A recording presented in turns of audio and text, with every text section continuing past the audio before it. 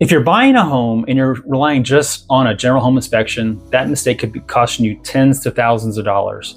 So today I have Brandon with us with Surface Roofing, and we're going to go over when you should have a roofer out if you're buying a home. Brandon has been in roofing for 15 plus years. He's the owner and operator of Surface Roofing for 10 plus years. They work generally in the Houston area, and he is a former Aggie, or I guess we're always Aggies. So, but he do specialize in insurance claims as well. So I appreciate you joining us today. Yeah, thanks for having me. I appreciate it. Awesome. And we've known Brandon for 6 plus years personally. We actually got referred to him by a general inspector, and he was like, "Hey, you need to get somebody out to inspect this roof because it's not looking good." And so we've used his knowledge. But so when should a buyer get the roof inspected? Well, a prime example was this morning. I have a realtor that I've worked with for, 7 or 8 years. Mm-hmm. And she called me yesterday and said, "Hey, Brandon, I've got a potential buyer that's interested in a home. They're going to have an inspection tomorrow. Could you come out before the inspector comes out?" I said, "Yeah, absolutely." So I went up there this morning, inspected the roof, found quite a few discrepancies with it. And I was able to go ahead and let her know exactly what's going on with the roof before the inspector even came out. So now she's already got a game plan together. So I'm going to go ahead and get an estimate together for her to do the repairs that are needed on the roof. And then that way, and then also took quite a few pictures to go along with the estimate that I'll be providing for them. Okay. So that's pretty typical. It sounds like something you do a lot is doing the roof inspections for people that are buying the homes, right? Yes, sir. Yeah, that's correct. And I work with the sellers as well. A lot of times, if people they know that they're going to be putting their house on the market, they'll call me and say, "Hey, Brandon, can you come out and inspect the roof for us?" And that way we can go ahead and get it fixed. That way when a general inspector comes out, he's not calling out and there's no problems with the roof by that time. And so that really helps out the seller. I like that a lot because I think that's setting yourself up as, to be in a good position as you go, because you're not just like, okay, well, we're going to deal with the problems later. We're going to deal with problems ahead of time. And that's the homes that we like listing, because the home, hey, if you maintain your home, you've been doing the stuff that you need to be doing, and you get your roof inspected for, because that's usually a big one. That can be a big expense that kind of comes up and kind of can throw off we got it under contract. Because we got so many days to do our option period, and one of those things is the biggest is the roof. So if we have that inspected beforehand, that can really move the ball forward. Yeah, absolutely. How often do you find issues like when you do a roof inspection? Almost every time. There's not many times that I go up on a roof and say, "Oh, this is completely fine." Now it varies. I mean, sometimes with younger roofs that are 8 years or younger, most of the time it's just going to need maintenance on it. Now, once you start getting over the 8-year mark towards the 10, 12, even 15, then you're going to start finding a lot of other things that are going on with the roof. Granular loss is a big deal. If the home's not ventilated properly, that can be issues. We even go into the attics and look at rafters and things to make sure that houses shift over time. And so sometimes the rafters will shift on the inside, which causes some waviness or some sags in the roof. Yeah. And we fix those as well. Because a lot of times, I'm not a roofer, I'm not a home inspector, but when we're looking with our buyer, we're looking at the house and we go, "Oh, look, hey, that looks something that we need to get a roofer out, because that looks like something's happening underneath the surface." Yeah, that's right. And so, we always look at and this is just my general rule, is like, hey, if the roof we're buying a house, we should have someone inspect the roof.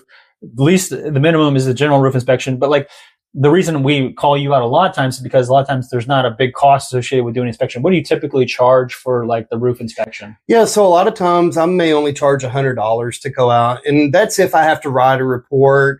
And most of the time, if I'm close by and it's just, and I can get up on the roof real easy and give just some general comments about it, a lot of times I don't even charge. Yeah. And then if I do charge and we end up needing to do the repairs, a lot of times I just credit my customers back the cost for the inspection. Yes, back into the repairs. Yes, that's good. And so typically, just for other people's edification, so typically, in Texas, we usually have somewhere between maybe a 5 to 10 day option period. When do you recommend that they call you out for that roof inspection?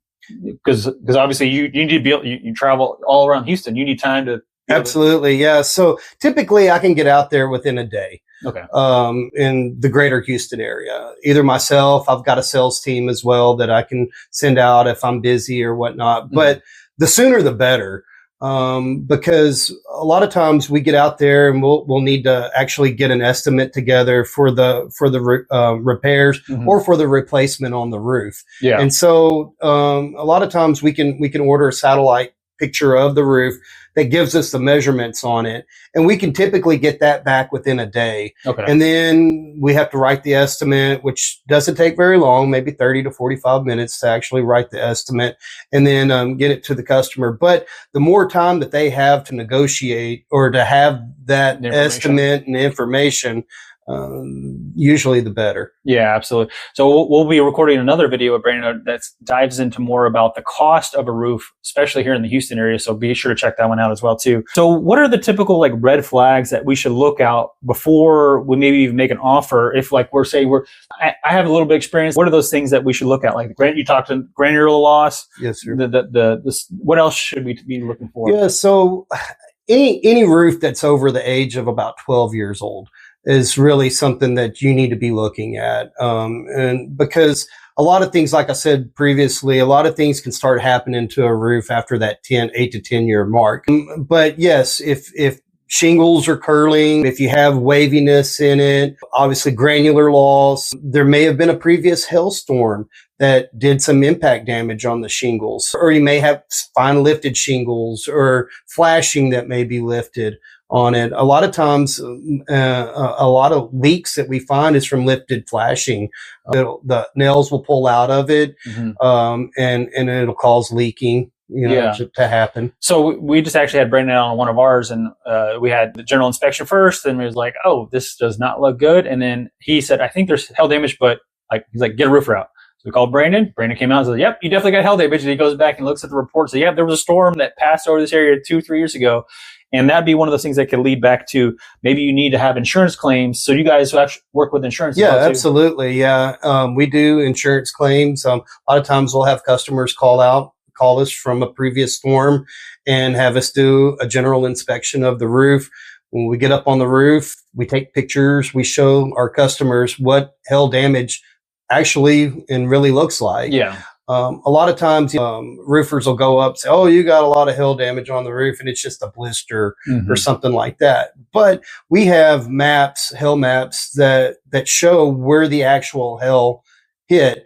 And the insurance companies have those same maps. Yeah. So if I'm up on somebody's roof and I'm telling them they got hail damage on it, but there's no hail map that backs me up, the insurance company is going to come out and they're going to say, "Oh no, that's not hail damage. That's something else." Yeah, that's something else. Which is age. Yeah, it's age or blistering or whatnot. But if there was an actual hailstorm in the area, we do take pictures of the hail hits or the impacts, and we show it to our customers and say, "Look, this is when you've got enough damage on your roof to warrant a full roof replacement going through your insurance company."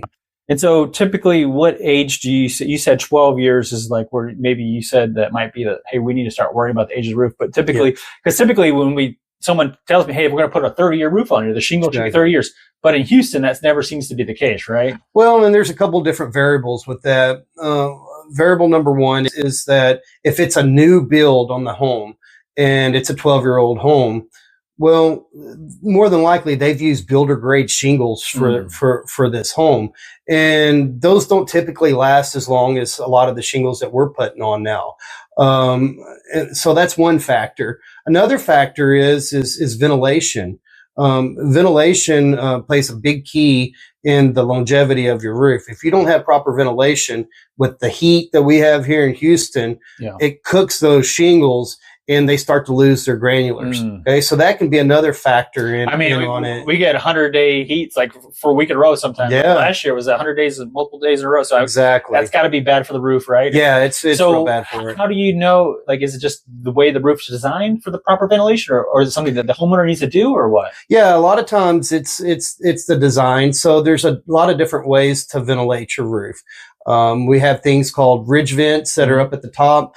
and you have soffit vents on the side of your home. Okay. So the way it works is that those ridge vents, they pull from the soffit vents. Okay, It's kind of like, it's kind of like, when you have your back door open and you open your front door and it slams the back door. Right? Yeah. It's the same principle on how that works, on how it pulls that heat and air through. Mm-hmm. And it's passive, right? But then you also have things that you could do to help with the ventilation, like solar vents or some kind of a fan. Well, a fan that's on the roof. So we put in a lot of solar fans. A lot of our customers were saying, man, it's just so hot up here in this attic. There's not any air movement.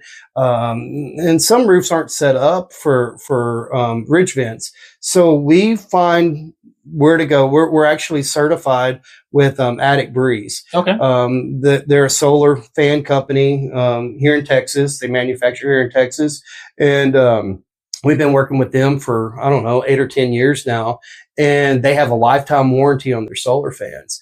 And so what we do is we find the optimal place. We find out how many fans they actually need to properly ventilate the attic, and we put them on, and we'll have customers call us back and say, wow, it's amazing. It's a big difference up here in our attic. And basically what it does is it prolongs the life of the shingles, but also too, anything that you have in your attic, like your HVAC, hot water heater, it helps preserve those and helps those live, the life of them go a little bit. Yeah, longer. For sure. I mean, in Texas, we definitely it's 100 degrees outside. So in the attic, it's got to be 120, 130 if you're not, getting proper ventilation probably in there too, right? Yeah. And I think, so then that'll probably actually help with the efficiency of just cooling down the house too. If you're not have the 200 degree attic right above you where you're trying to like that, because there's not usually a lot of ventilation or insulation between the roof and the house. If might be maybe you're 18 inches, maybe. Yeah, that's right. And and most people probably don't have that, and it kind of sinks down over the years. Yeah. So having that proper ventilation. And it helps with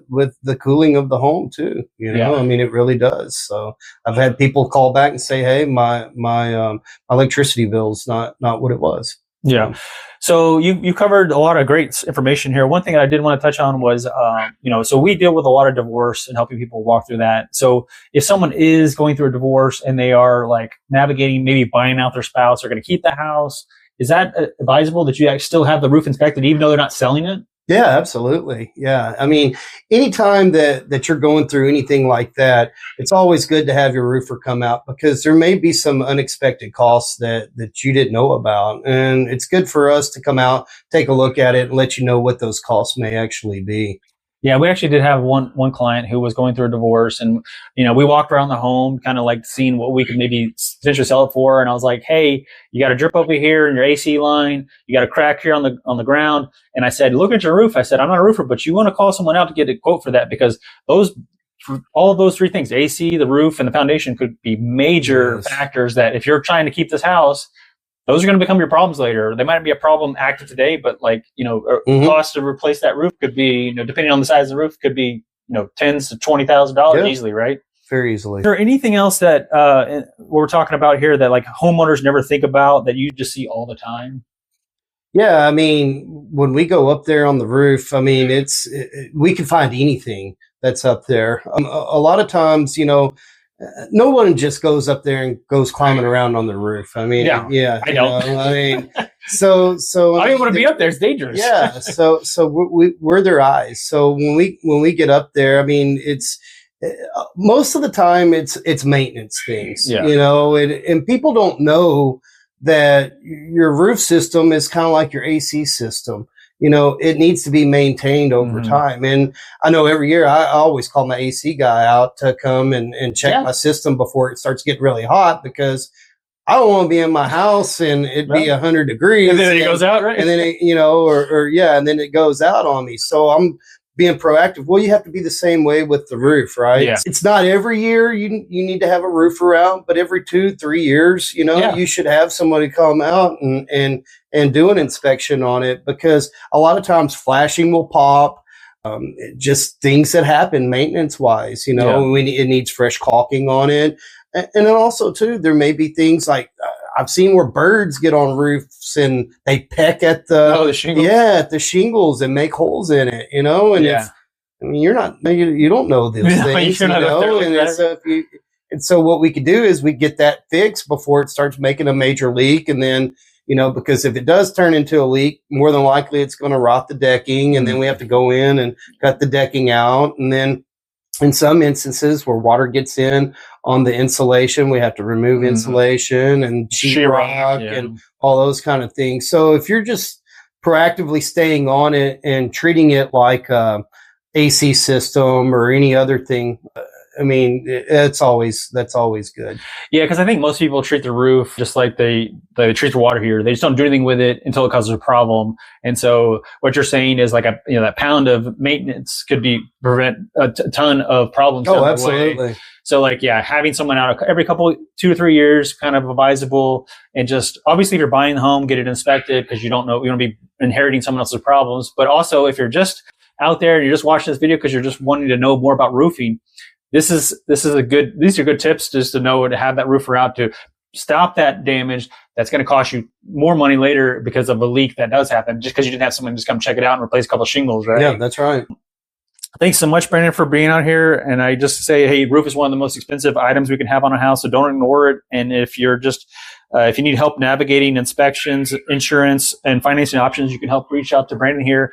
I'll put his contact information down below. Do you want to give him your quick phone number they can reach you by? Yeah, so my office number is 832-841-7844. And you can reach us on by email, brandon@surfaceroofing.com. And you want to give them the website as well? Yeah, and the website's www.surfaceroofing.com. Awesome. Hey, well, thanks so much, Brandon. Yeah, thank you, Scotty. I appreciate it. Be sure to check out the next video about the cost of roofing. Until next time. Thank you.